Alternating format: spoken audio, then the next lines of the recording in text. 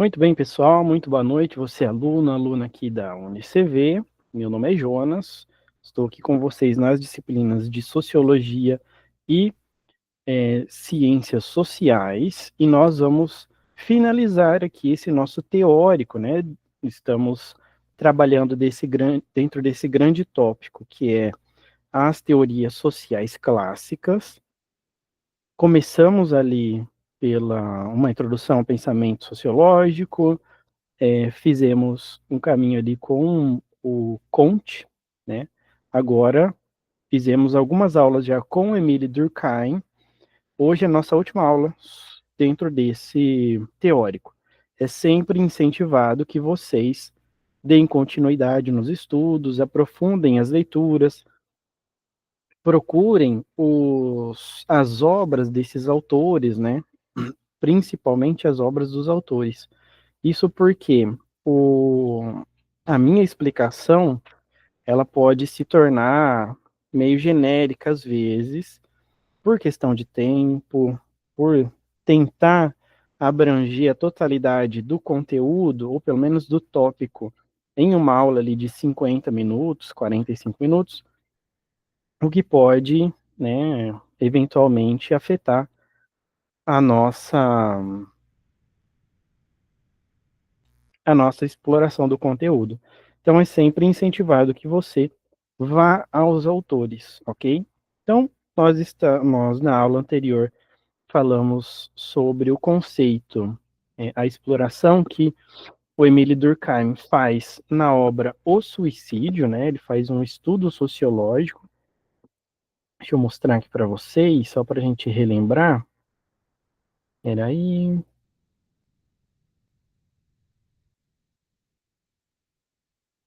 Nessa obra aqui, ó, O Suicídio, estudo sociológico do Emile Durkheim. Na aula anterior, nós procuramos entender a abordagem do Emile Durkheim, o método dele, e exploramos brevemente sobre o que ele entende, né, sobre o suicídio, etc. No entanto, como eu disse a vocês, olha o calhamaço do livro, né? Calhamaço, vamos lá. Cheio de humanas, então a gente precisa ler. São coisas de 400 páginas de conteúdo. Para você entender a fundo sobre a teoria do Emile Durkheim, quando ele faz esse estudo sociológico sobre o suicídio. Então, se você quer se aprofundar naquela perspectiva dele, vai na obra dele, beleza? O suicídio lá do Emile Durkheim. Nós vamos finalizar aqui sobre Emile Durkheim, mas tem muitas outras coisas que vocês podem explorar dentro desse autor, dentro desse sociólogo.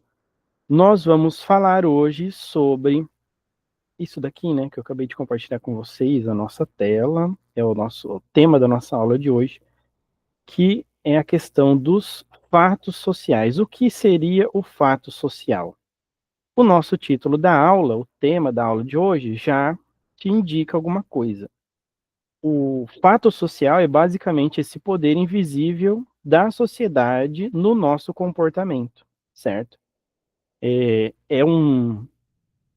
Para você entender o Durkheim, você precisa entender alguns conceitos, dentre eles, esse conceito fundamental de fato social.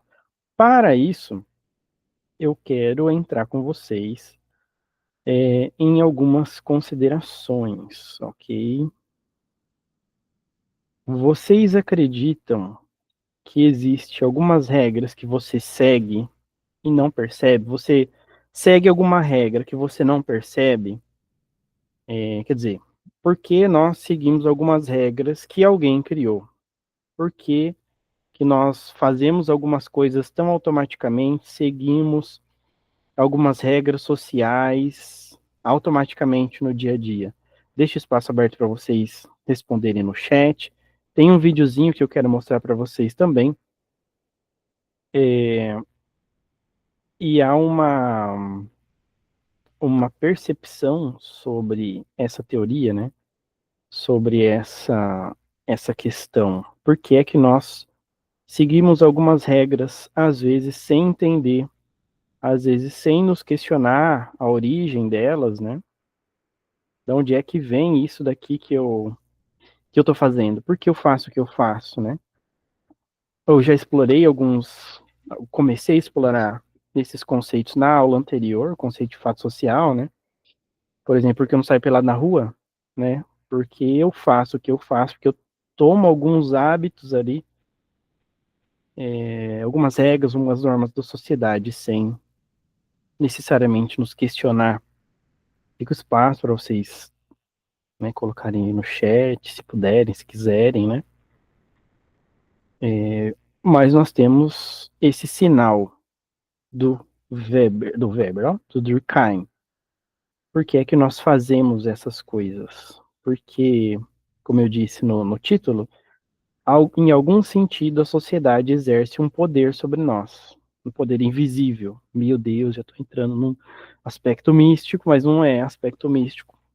Você vai entender a seguir. Bem, o que tem a ver essa ideia? O que isso tem a ver? O que essa noção, essa teoria durkheimiana tem a ver comigo? Em algumas ocasiões, muitas das nossas ações diárias são repetidas sem que nós paremos para pensar na origem. Por que é que alguns indivíduos escrevem com a mão direita e outros com a mão esquerda? Por que é que nós optamos por dirigir pelo lado direito e não pelo lado esquerdo? Daí, exceto na Inglaterra e nas colônias britânicas, por que é que se dirige pelo lado direito da pista e não pelo lado esquerdo? E por que que os carros foram projetados, né, passaram a ser projetados com o motorista na esquerda, enquanto na Inglaterra o motorista vai à direita? Que mais? Que mais? Entre outras reflexões, né? De alguma forma, nós passamos a adotar alguns hábitos inconscientemente, de maneira que às vezes a gente não sabe a origem, às vezes não para pensar. Falei para vocês em algum outro momento sobre assar um peixe, né? Para resgatar, às vezes vocês não estavam nas primeiras aulas. No começo do casamento, logo no primeiro ano, né? Esse ano eu fiz 9 anos de casamento. A minha esposa, o Jefferson, exatamente. Vamos lá. Eu sigo, eu sigo, por exemplo, dar bênção ao pai e mãe e aos mais velhos antes de dormir. Cumprimentar e ao agradecer sempre falo Deus abençoe. Pois é, pois é. Aí um hábito, né? Um costume, um hábito que durante as gerações aí foram se perdendo. Por exemplo, eu não tenho por hábito dar a benção, né? Na verdade é pedir a benção. Meu pai, a sua benção. Mamãe, a sua benção, né? A avó. Para as avós, quando era mais novo, e para as tias, a gente tinha esse hábito, mas foi se perdendo ao longo do tempo. A minha filha, eu já voltei esse hábito nela, de pedir a bênção para a avó, para as tias, etc. Mas a outra pessoa, ela também não sabe a origem, às vezes não sabem nem o que falar, né? O que que eu vou falar se alguém vir pedir a bênção para mim, meu Deus do céu, né? Existe até um artefato que hoje já é, como podemos dizer, já é comercializável, né? Mas existe um jogo de umas cartinhas que é para a pessoa abençoar a outra, certo? Daí você vincula uma lógica a um costume.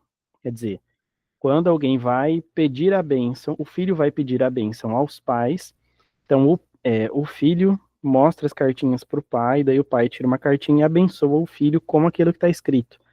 Ah, que a sua geração seja próspera, que você seja inteligente, sábio, etc, etc. Ou, enfim, pega em alguma área, né, da vida dessa criança, e a pessoa emite esse oráculo de bons, de desejos, né? Jefferson, meus filhos eu criei fazendo isso. Pois é, daí que tá, né? A gente cria fazendo, mas a gente precisa voltar a perceber o porquê que se fazia. Ah, eu fazia porque é costume, é porque é respeito. Mas a gente precisa voltar ainda a entender de onde esse costume, de onde esse respeito, né? Mas há uma certa influência oculta. Quem é que determinou que a gente devia seguir uma fila, por exemplo? Ah, vamos organizar aqui uma fila. Ou então, quando a gente vai no, no, na fila da lotérica, né? Quem ainda paga conta na lotérica, você vai ali em um estabelecimento público, você precisa seguir uma fila, ou na fila de um caixa de uma loja. Como é o comportamento das pessoas quando alguém corta a fila? Ô, você tá cortando a fila, cara. Pô, você tá errado aí, ó, volta lá no final da fila. Ou o costume, ou a liberdade, ou a, a intenção de ceder o seu lugar na fila para uma idosa, uma mulher grávida, para ela passar na frente, ou uma pessoa com criança no colo, né? Quando não há fila preferencial. E daí a criação de uma fila preferencial, então, é uma regra, uma lei que foi criada a posterior. Luiz Perini, meus filhos também são doutrinados a isso. Legal. Olha aí. Por exemplo, por que, que a gente fala de uma certa maneira? Por exemplo, eu aqui com vocês, eu uso determinada linguagem. Na minha casa eu uso outra, com os meus amigos eu uso outra, com minha família eu uso outra, com os meus pais eu uso outra. Mas por quê? São camadas sociais, são ambientes diferentes, são públicos distintos, intenções distintas, então tudo isso e muito mais, né? Essas são regras não ditas, mais profundamente enraizadas que regem as nossas vidas, né? Mas a gente precisa identificar como a gente cria essa conexão pessoal com esse contexto, né? Como a gente identifica esses comportamentos para perceber como a sociedade nos molda, mesmo quando não estamos cientes disso. Esse daí é o primeiro passo para entender o conceito de fato social para o Durkheim. Ou seja, a sociedade nos molda, mesmo que nós não estejamos cientes dessa sua influência. Beleza? Acho que a gente está mais ou menos num chão comum e agora a gente vai mais adiante, né? Bom, eu vou mostrar um vídeo aqui para vocês. Se vocês puderem olhar para a tela nesse momento, seria muito legal, que eu quero ver com vocês esse vídeo. Não sei se vocês já viram isso daqui em algum lugar. Luiz Perina, aconteceu isso comigo hoje, porém não havia percebido. Me comeram com os olhos, a fila estava escondida. Aí, a fila estava escondida. Bom, vou mostrar um vídeo, então se puderem olhar aqui para o nosso vídeo, beleza? O áudio em si não é importante, ele tem um áudiozinho, mas ele não é importante para a aula. É mais importante o que está aparecendo no vídeo, beleza? Então vamos lá.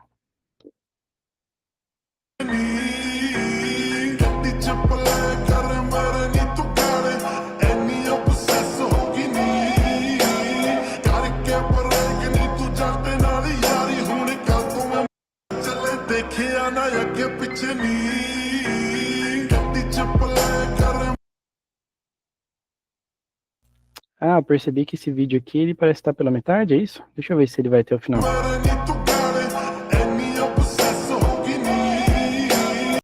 É, tá pela metade. Deixa eu ver se eu consigo achar ele inteiro aqui.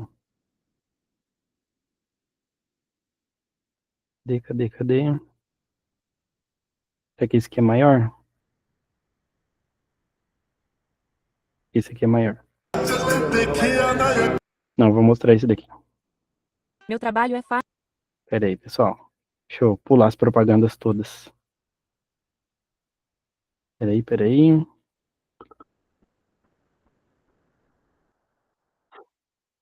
Propaganda, pulei a propaganda. Deixa eu ir direto na pegadinha aqui.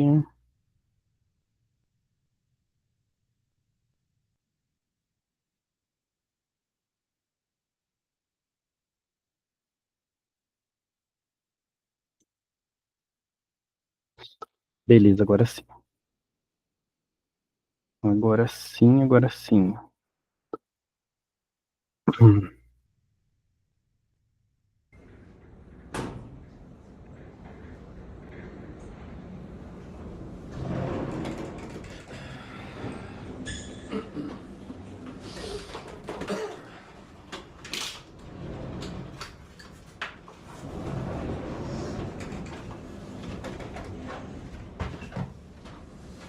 estão vendo aí, podendo confirmar também se estão ouvindo, já seria uma confirmação do método para mim também.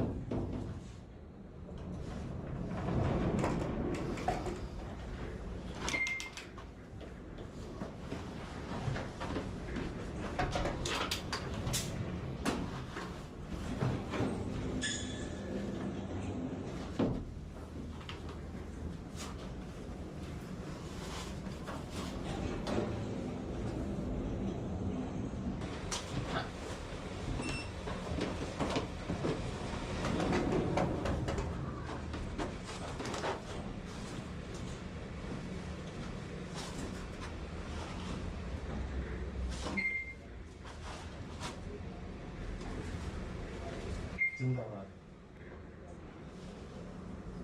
जिंदाबाद जिंदाबाद जिंदाबाद जिंदाबाद जिंदाबाद.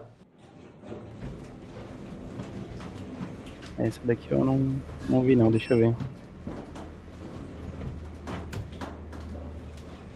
As pessoas não estão falando nada, estão só mexendo a boca.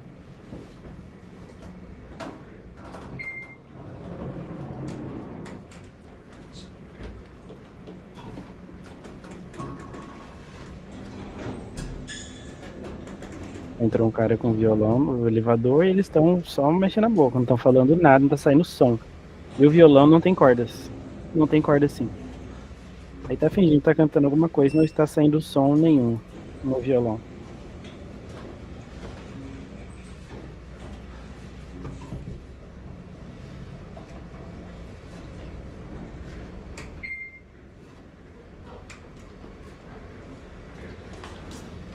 Bom, o que eu queria mostrar para vocês era aquele inicial do capacete,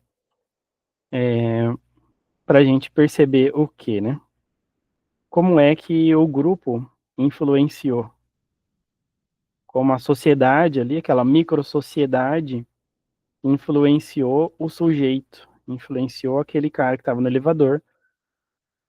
Cada um entra e pega tinha 5 capacetes ali no chão, e tinha um cara que ele entra e vê os capacetes no chão, aí depois as pessoas vão entrando e pegando o capacete e colocando na cabeça. E ao final ele vê um capacete sobrando e vai e coloca também. E isso é um fato social. É uma coerção. É como a moda do iPhone, né? É uma coerção. Quer dizer, ninguém falou para ele colocar o capacete. Ele colocou o capacete porque viu que todo mundo colocou. Tipo assim, você já viu em restaurante chique, né? Restaurante chique assim, ou você vai convidado por alguém, deixa eu ver aqui se alguém tá pedindo para entrar. Ah, não, beleza.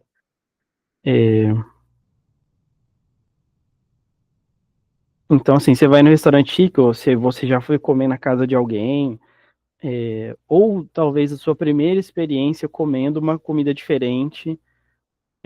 Por exemplo, eu, quando era criança, eu não sou do Mato Grosso, sou do Paraná. Vivi a maior parte da minha vida no Paraná, e a única experiência fora do Paraná foi experiência em outro país, né? Já mudei direto para outro país. Em um momento, ah lá, o Jefferson, na cabeça dele, o elevador ia cair na cabeça dele, né? Quer dizer, em algum momento, o marido da minha tia veio do Mato Grosso e ele trouxe uma fruta chamada pequi. Vocês aí conhecem, já comeram pequi? Já tiveram essa experiência de comer? Eu nem lembro mais o gosto do pequi. Mas me falaram assim, olha, tem que tomar cuidado para comer o pequi, que não é de qualquer jeito que come. Ah, Luiz, é ruim demais. Ah, então deve ser por isso que eu não comi mais, né? Olha, tem um espinho dentro, você não pode comer, tem que ser assim, assado. Eu falei, nossa, mas que fruta cheia de 9 horas, né? Aí eu era criança ainda, né? Então você fica menos incentivado ainda, né? Eu não estava tá muito em Goiás. Eu não me sentia tão incentivado a comer aquela fruta justamente porque ela era cheia de regrinha para comer. Ah, não, você tem que comer assim, comer assado, não pode fazer isso, não pode fazer aquilo. Quer dizer, alguém estava me instruindo a como comer pequi. certo. Isso daí é uma regra, é uma forma, um método de comer pequi que aquela sociedade, né, aquele pessoal estabeleceu para comer a fruta. Beleza. Uma outra experiência. Quando eu fiz 13 anos, eu fui para Portugal. Fui estudar lá também e tal. E na escola é período integral. É isso, é período integral. Então você chega de manhã, almoça na escola, tem a comida da escola, tal, certinho. Aí você almoça na escola, num, como é que é, no refeitório grandão, uma mesa compridona, assim, várias mesas compridas, todo mundo ali, um do lado do outro. Eu me lembro que na primeira semana, isso era meados de 2004, 2005, por aí. Então, o brasileiro era uma coisa meio recente, brasileiro lá, principalmente naquela escola. Se eu não me engano, eu era, acho que o terceiro brasileiro, né?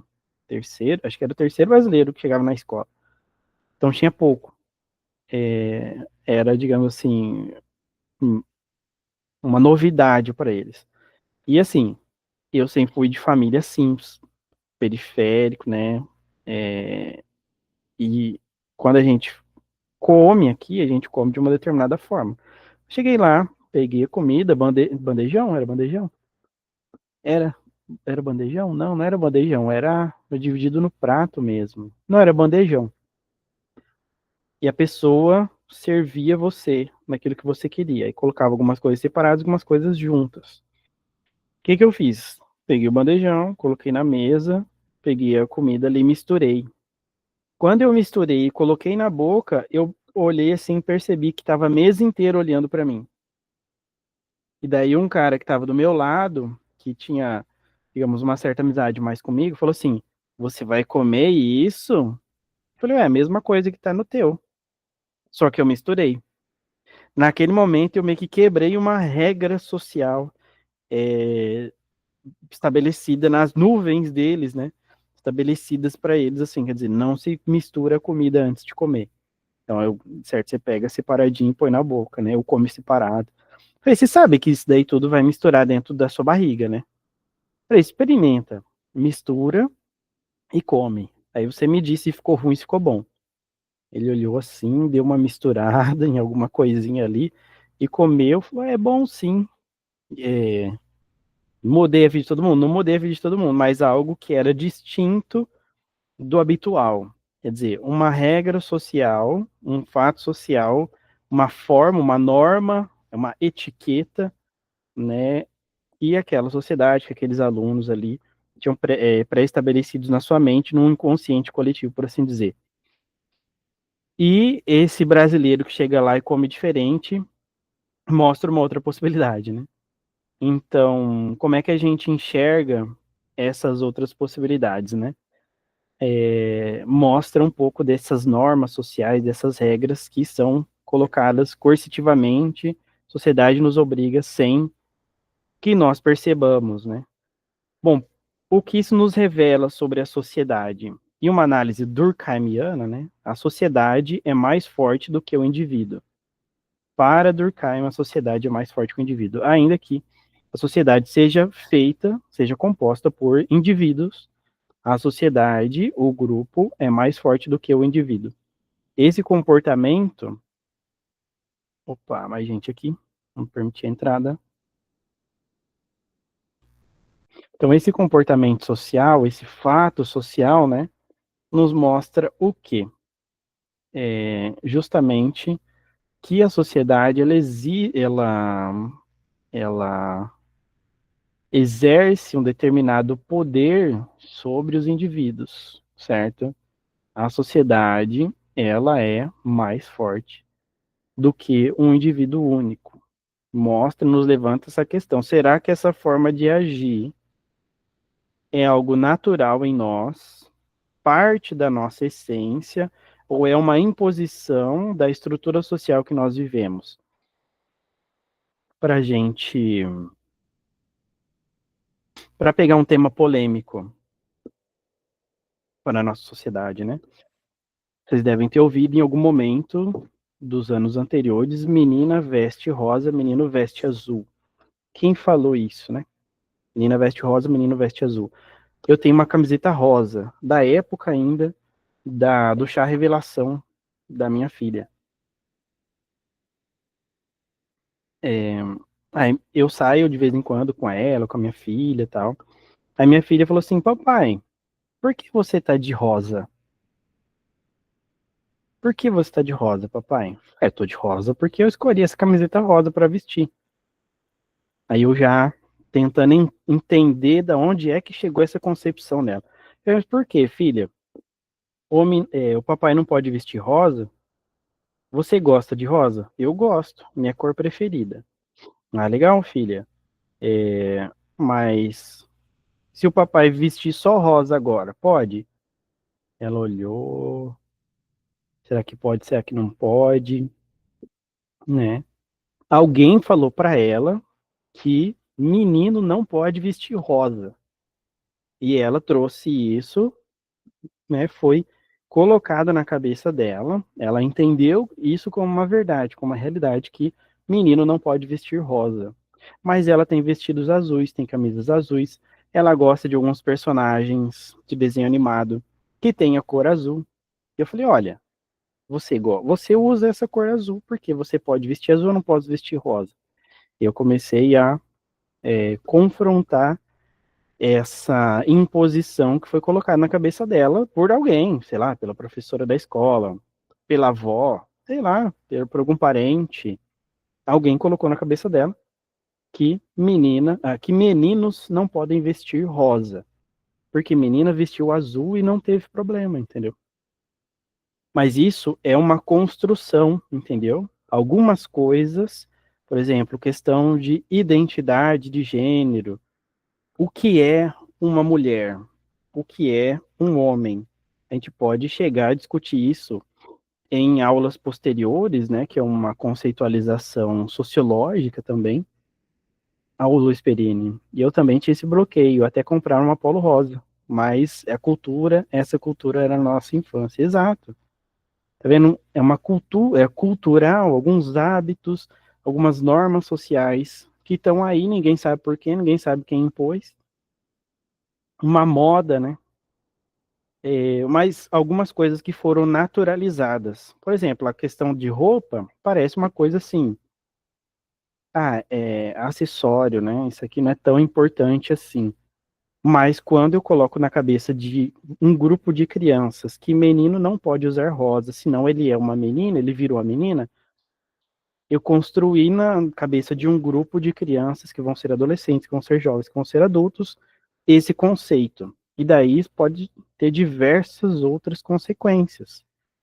Mas é um convite, é um desafio para nós refletirmos sobre esse poder das normas sociais, das expectativas sociais que podem moldar as nossas ações de maneira profunda, com uma profundidade, mesmo que nós não saibamos das origens disso, mesmo que nós não tenhamos plenamente a compreensão dessa, dessa influência, esse essa questão da sociedade, ela está enraizada em nós. A sociedade, ela tem esse poder de influenciar-nos, de nos influenciar e gerar várias coisas.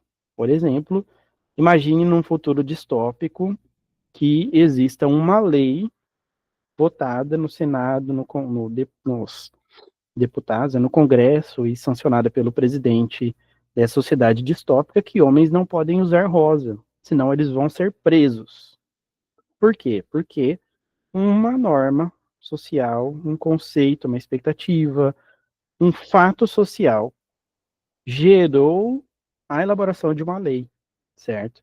A gente pode pensar em diversos outros fatores, como questões que vão gerar construções sociológicas a respeito de identidade, a respeito de certo e errado, de questões morais, né? Entre outros fatos, certo? Legal, legal, né? A gente começar a pensar isso. Aí fica já esse nosso incentivo para nós refletirmos a respeito de algumas normas sociais que estão por aí, que nos foram impostas, que a gente às vezes segue, às vezes defende, sem nem ter refletido a respeito, mas só porque é assim que se faz. Aqui sempre se fez desse jeito, entendeu? Bom, vamos adiante para a gente entrar um pouco mais nessa teoria do Durkheim. O fato social, segundo Durkheim, ele precisa ter, essencialmente, esses três fatores: exterioridade, generalidade e coercitividade, beleza? O que é a exterioridade? A exterioridade nos aponta que é algo, é um conceito, é uma ideia exterior ao indivíduo, certo? É um fato que existe antes ainda do indivíduo. Por exemplo, essa noção de cor de roupa. É uma noção que existe antes da minha filha nascer. Tanto que no chá de revelação, né? Quando você vê alguns chá de revelação de bebê, existem duas cores predominantes, rosa e azul, né? Quem acha que vai ser rosa, veste de rosa. Quem acha que vai ser azul, veste azul. Ah, então nós vamos soltar aqui um foguete, vai sair uma fumaça, vai cortar o bolo e a cor que for o bolo é o gênero da menina ou do menino, é o gênero da criança. Se for rosa, é menina, se for azul, é menino. Esse conceito pré-estabelecido existe antes dessas crianças nascerem, certo? É claro, eu estou identificando uma cor com um gênero, uma cor com uma. Que a ideia existe, a ideia de gênero e a ideia de sexo, né?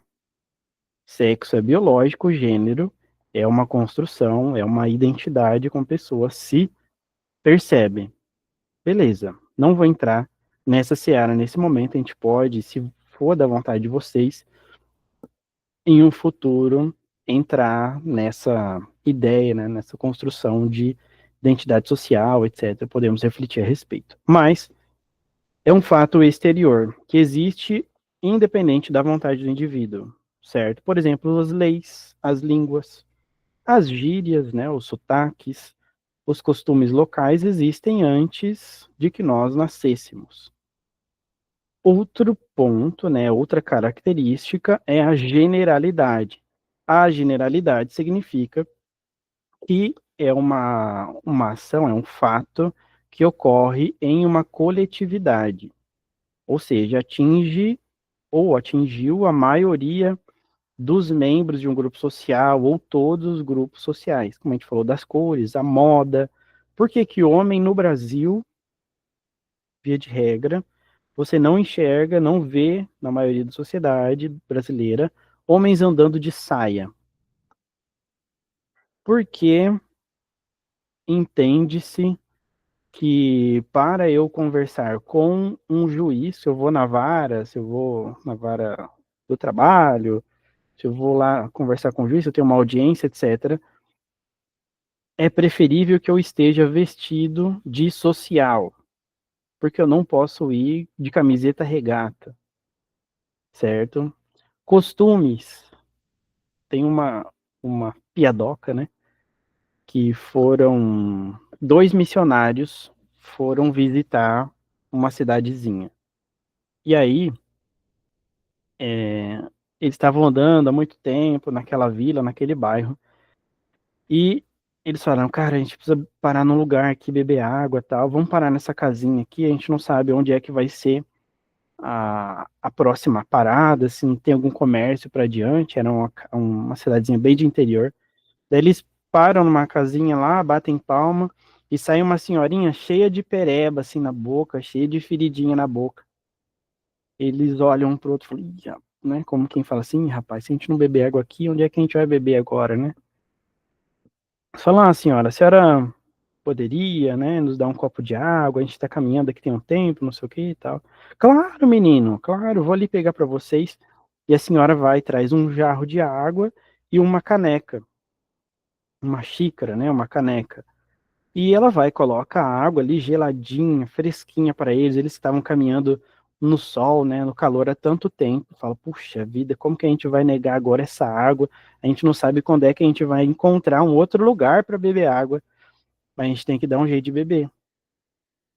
E aí, o primeiro que pega o copo de água, olha pro outro, dá uma piscadinha e faz assim, ó. Pega ó, a xícara aqui e bebe aqui, ó, junto da alça. Pega e faz assim.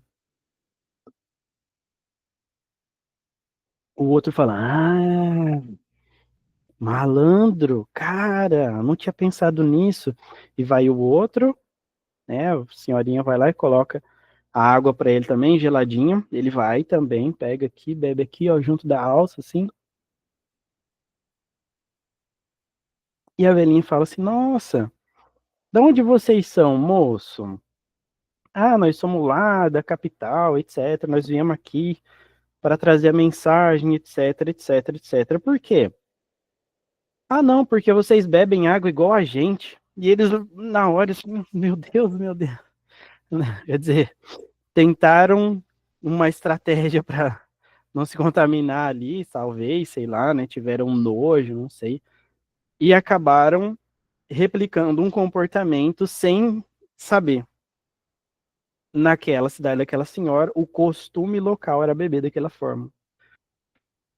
Uma piadinha, mas para a gente entender formas e costumes, né? Por que é que eles bebem? Por que é que naquele lugar eles bebiam daquele jeito? Naquela região, há uma generalidade daquele fato de beber daquela forma.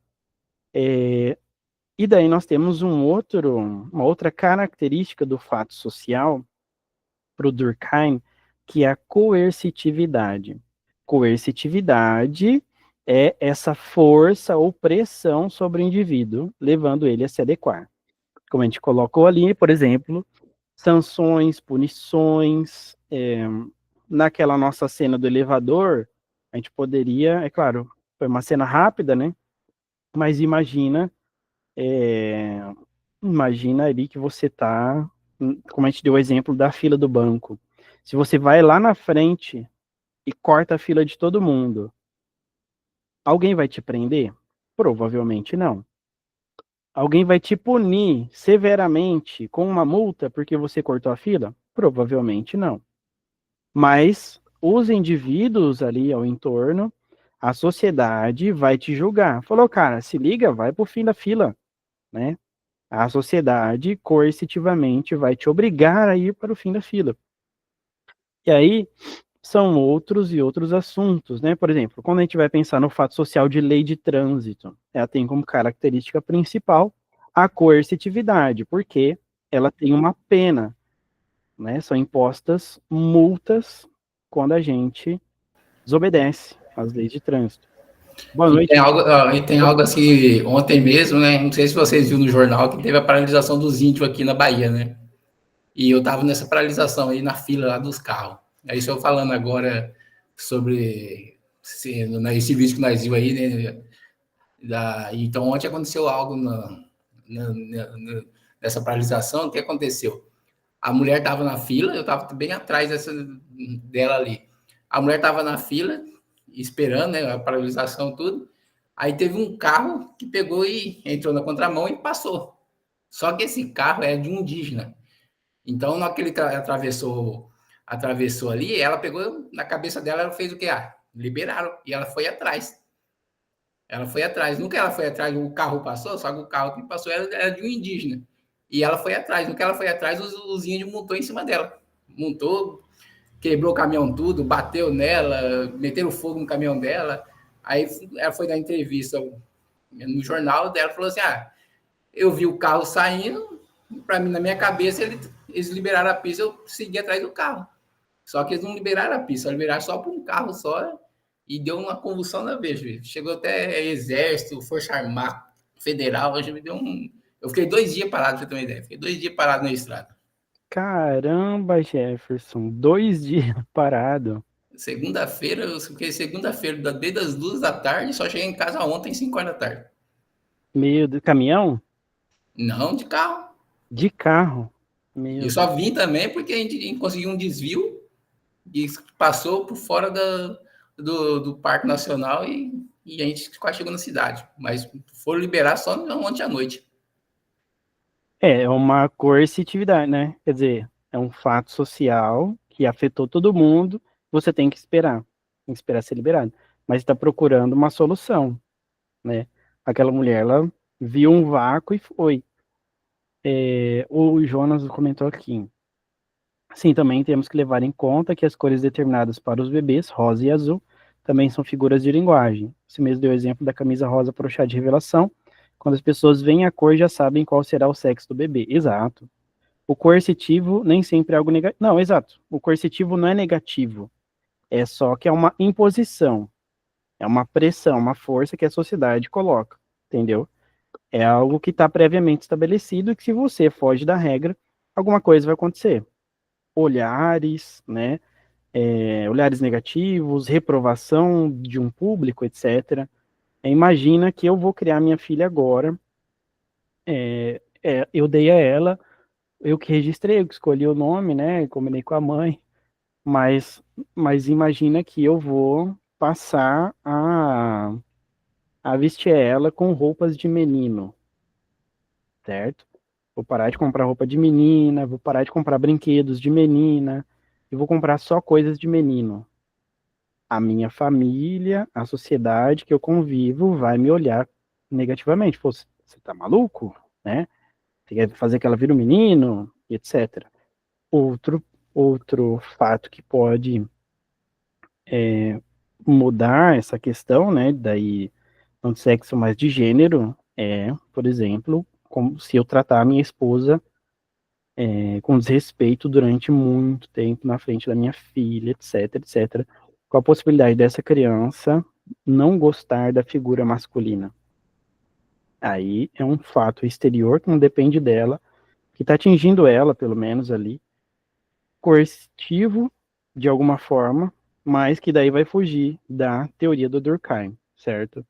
Bom, mas aí, ô Jonas, você tá certo, não, coerção não é uma questão negativa, a questão é que às vezes você não tem escolha, é imposto pela sociedade, como a gente está colocando ali, por exemplo, as leis de trânsito. Se você atinge determinado número de pontos na sua carteira, na sua CNH, né, você perde ela, você tem que fazer reciclagem, você tem que fazer de novo, etc. A língua portuguesa, por exemplo, tem uma característica de exterioridade. Existe antes de nós nascermos e é aprendida socialmente. Em casa, né, por mais que às vezes a gente fale errado na frente dos nossos filhos, na frente dos pequenos, eles vão aprender a falar como a gente. Vão ter os nossos sotaques, vão ter os nossos acentos, os nossos hábitos. Macaco vê, macaco faz. É por aí. Essa criança vai aprender conforme ela vê.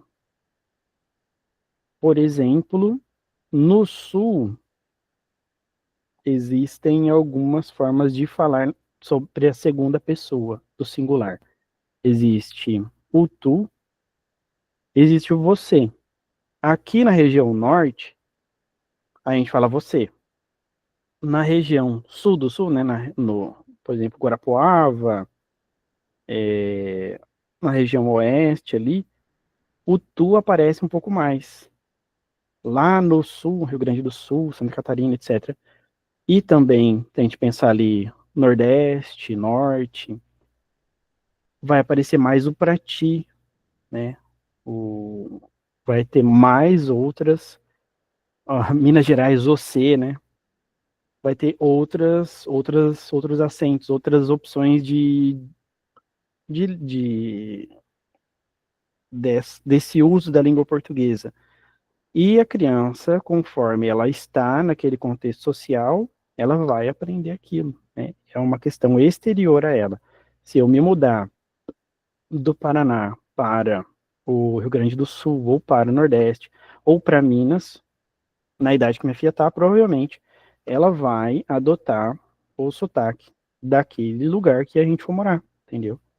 Outro ponto ali é o uniforme escolar, que tem uma característica principal, generalidade. É esperado que todos os alunos de uma determinada instituição ou uniforme de trabalho utilizem uniforme escolar, certo?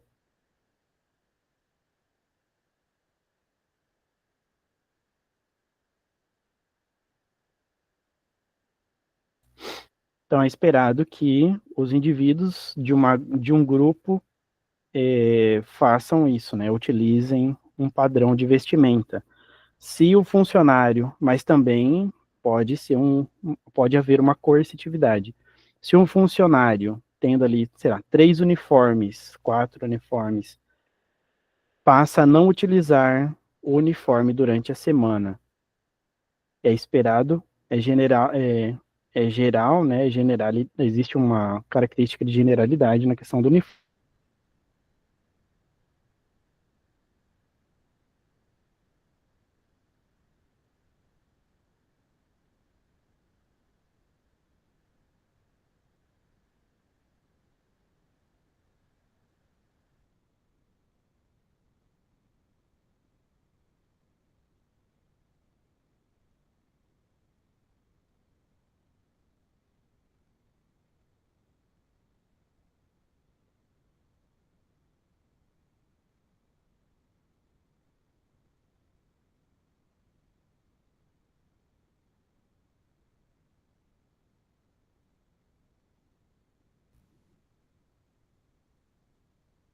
Caiu a minha conexão aqui, pessoal, de internet, mas eu já voltei.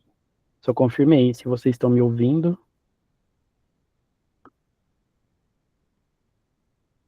Beleza, obrigado. Bom, então, como a gente estava falando ali sobre fatos sociais, a gente entrou na questão do uniforme de trabalho. Existe uma generalidade, também pode ser que haja uma coercitividade. Ó, você não está usando uniforme, a gente vai ter que,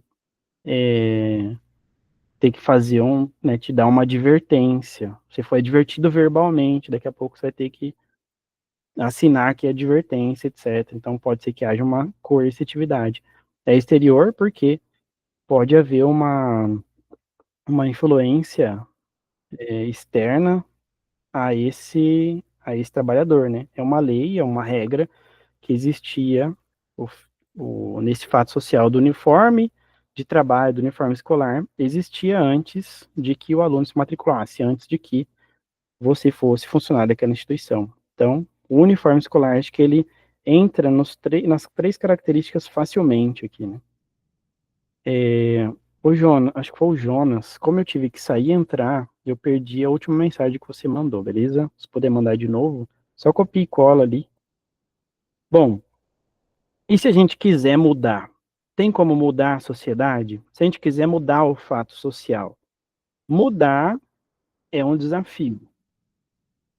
Mudar é um desafio, é uma coisa que um indivíduo sozinho não consegue, porque o próprio Durkheim, né, dá a entender isso, que a sociedade é mais forte do que o indivíduo. Então, quando a gente olha esse fato social dentro dessas estruturas consolidadas ao longo do tempo, para o Durkheim, a transformação social seria um processo lento que exige coletividade e persistência. Por exemplo, tem uma galera lutando pela queda da jornada 6x1. Não sei se vocês já trabalharam nessa jornada de trabalho 6x1. Você trabalha 6 dias e folga 1. Então, por exemplo, eu comecei a trabalhar na segunda. Eu vou trabalhar segunda, terça, quarta, quinta, sexta, sábado. Descanso no domingo, né? Aí depois vai ir de novo, na semana que vem eu vou descansar no sábado. E daí a folga vai vindo para trás. O que acontece é que muitas vezes para você folgar no domingo de novo, vai uns 40 dias. Tem a 5x1, tem a 6x1, né? E aí tem uma galera indo contra. O que é que vai fazer que não haja mais jornada 6x1, 5x1, né? Que não haja essa jornada de trabalho. Um movimento coletivo persistente, entendeu?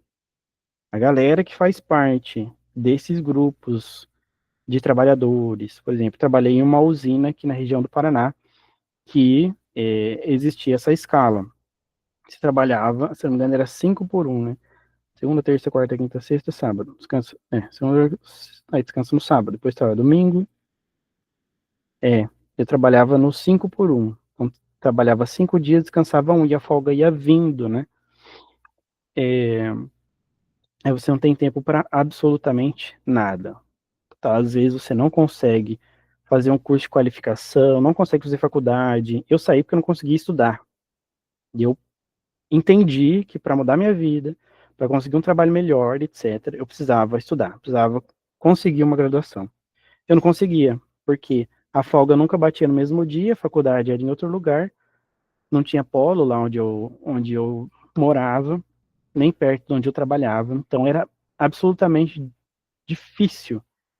Então eu optei por deixar aquele emprego e buscar outro, né? Porque quando eu ia fazer a prova, eu ia fazer prova, era presencial, no polo eu tinha que me deslocar até a cidade para fazer essa prova, e o dia que eu faltava para fazer prova não era abonado, entendeu? Então ainda tem esse fato, tá? Aí não conseguia participar de comunidades, né? Comunidades religiosas, não tinha um tempo adequado com a família, porque a sua escala está sempre esquisita, sempre diferente. Aí não dá para ir no aniversário daqui, não dá para viajar com a família ali, não dá para fazer isso, não dá para fazer aquilo. É totalmente limitante. Beleza, como é que a gente muda isso? Não, não era na Cooperval. Não era na Cooperval. Como é que a gente muda isso? Os trabalhadores das usinas, do mercado, do hospital, daqui, dali, onde há essa escala, precisam se unir, né? Precisam agir coletivamente e persistentemente contra. E aí, como que a gente vai fazer isso? É pressão no Congresso, é isso, é aquilo, é sindicato para lá e papapá. Quer dizer, é quando a massa se une em prol de um fim, né? Então, para que um fato social seja alterado na perspectiva durkheimiana, é preciso que essa sociedade comece a questionar esse fato social e agir de forma diferente para ter uma nova coerção e generalidade, entendeu? O Jonas colocou a mensagem ali, né? Claro que não estou discordando do Emile Durkheim, ele fez o estudo e tentou analisar comportamentos sociais e organizar de forma didática. Eu até admiro muito ele, estou querendo apenas... Não, imagina, Jonas, acho que era sobre aquela questão do rosa e azul, né? Só trouxe um exemplo. Mas, assim, a gente vai ver outros teóricos. Semana que vem a gente vai começar em Max Weber, beleza? Eu estou trazendo a teoria dele. Eu quero que vocês entendam assim. Estou trazendo os teóricos, estou trazendo as teorias, etc. E nem sempre eu concordo com eles. Mas eu estou buscando trazer para vocês as teorias e mostrar aplicações, beleza? Para a gente compreender melhor. Bom, eu vou mais adiante aqui. Então, o que a gente aprende, né? O que a gente aprende nessa nossa jornada? A gente está finalizando já que quais são, né, as características essenciais do fato social? Exterioridade, quer dizer, é algo que existe antes da existência do indivíduo. É uma regra, uma norma, é um conceito, é um costume que existe antes mesmo de que o indivíduo nascesse, aquilo lá já estava lá, aquela regra já estava lá. Generalidade precisa afetar um grupo social, um grupo de pessoas ou grande parte da sociedade, né? Não pode ser uma coisa que afeta só uma pessoa. Coercitividade é algo que é imposto pela sociedade. Novamente, coercitividade não significa algo negativo, mas aponta para o fato de que a sociedade, ela impõe uma regra, ela estabeleceu uma regra, uma norma, um costume, etc. E se você não atende a esse costume, não atende a essas normas, essas regras, haverão consequências, mesmo que seja isolamento social, mesmo que seja as pessoas não gostarem de você, as pessoas não conversarem com você, ou te olharem torto, né? E afins. Até a gente chegar, por exemplo, em multas, etc., leis de trânsito e assim por diante, como a gente já falou. Por exemplo, ali, onde traz o uso da máscara na pandemia. É um exemplo de fato social, porque é externo, não é algo que é a partir do indivíduo, mas ele está fora do indivíduo. Minha filha nasceu no tempo da pandemia. Então, se a pandemia tivesse continuado ainda agora, né, hoje ela já tem, vai fazer 4 anos, e se tivesse que utilizar máscara, seria um fato social especificamente para ela. Por quê? É anterior ao seu nascimento. É geral, porque afeta toda a sociedade. Exercia coerção. Não pode entrar aqui sem máscara. Não pode, não pode ficar encostando as pessoas. Então, você vai cumprimentar a pessoa, você cumprimenta de longe, ou o tal do soquinho, tem que lavar a mão, tem que fazer isso, tem que fazer aquilo, né? A coerção, beleza? O uso de máscara na pandemia é um exemplo de fato social. Então, por exemplo, ali, se a gente for diferenciar o que é um fato coletivo e um fato social, o fato coletivo, social é coletivo e coercitivo. O fato individual é uma coisa pessoal, que não é imposto a ninguém, né? E é importante a gente analisar isso, ter essa capacidade de identificar, analisar esses fatos sociais para compreender essa dinâmica de relações humanas, estruturas que regem a nossa vida. Isso é a teoria do Durkheim, beleza? Professor, como podemos identificar quais atitudes nossas são realmente escolhas pessoais e quais são influenciadas pela sociedade sem que a gente perceba? Excelente, excelente. Boa pergunta, Jefferson. Olha, aí eu quero chegar com vocês. Eu já vou apontar um teórico, se vocês quiserem ler, é o Peter Berger. Peter Berger, vou escrever aqui. Peter Berger. Ele vai fazer uma análise a partir do Max Weber, que é o teórico que a gente vai ver a partir da próxima aula, né? E ele faz essa leitura sobre como é que o processo de socialização acontece, certo?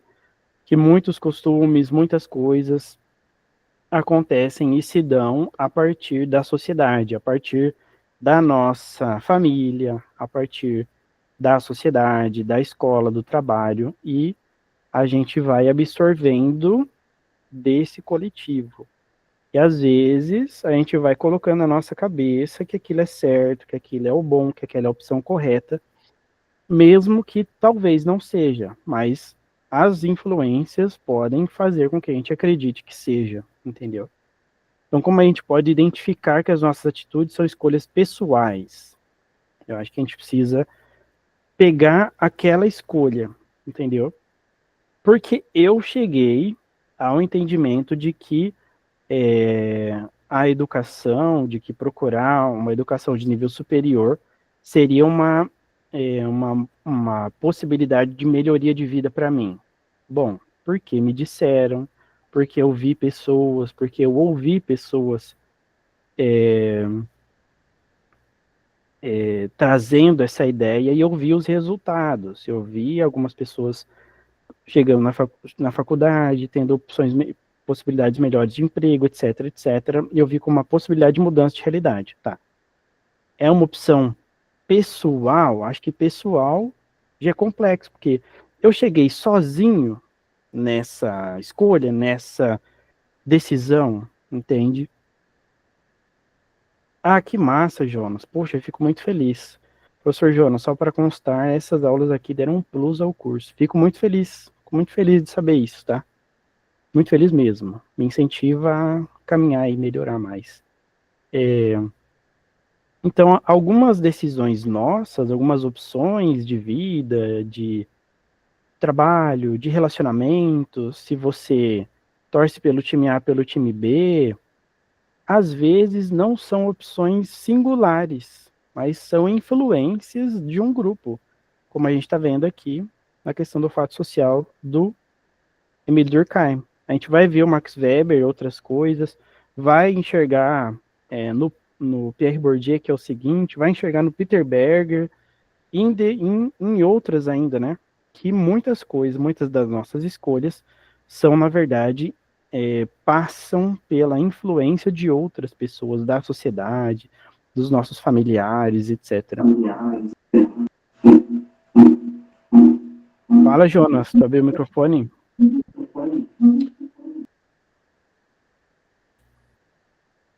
Imagina. Ah, você entrou com outro celular.